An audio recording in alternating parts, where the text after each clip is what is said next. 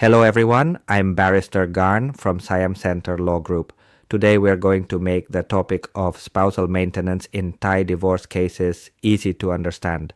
Many people ask, what exactly is spousal maintenance? When can you request it? And what conditions does Thai law require?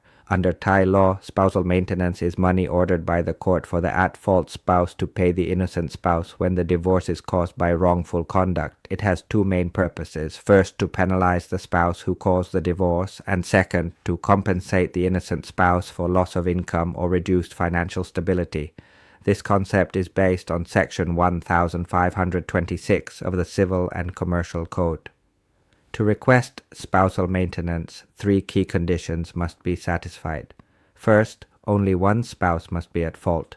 If both spouses share fault, for example, both committed adultery or mutually agreed to separate, there is no right to spousal maintenance. Second, the divorce must genuinely cause financial hardship.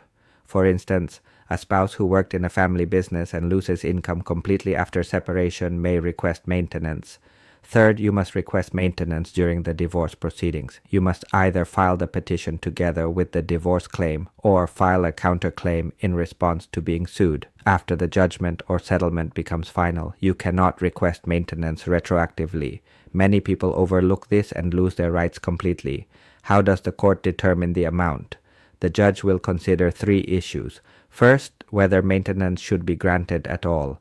Even if the spouse has the right, the court may decline if the recipient already has adequate property or income. Second, if maintenance is awarded, the court will consider the paying spouse's ability, the receiving spouse's needs, earning capacity of both parties, and the standard of living before and after divorce.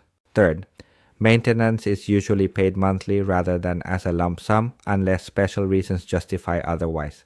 Can maintenance be increased, reduced, or terminated later? Yes.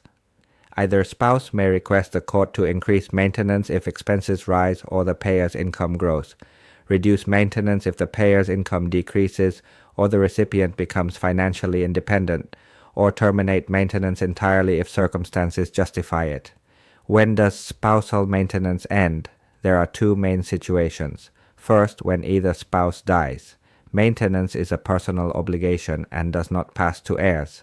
Second, when the recipient remarries, because the new spouse is responsible for care and financial support. Note that if the recipient cohabits with a new partner without registering marriage, maintenance does not automatically end, but the payer may request a reduction. So the key takeaway is this. Spousal maintenance is a powerful legal tool in divorce litigation, but you must request it together with the divorce case. The court bases its decision on fairness, necessity, and financial status. Maintenance ends upon death or remarriage. Thank you for watching, and if you found this helpful, please like, share, and subscribe for more legal insights from Siam Center Law Group.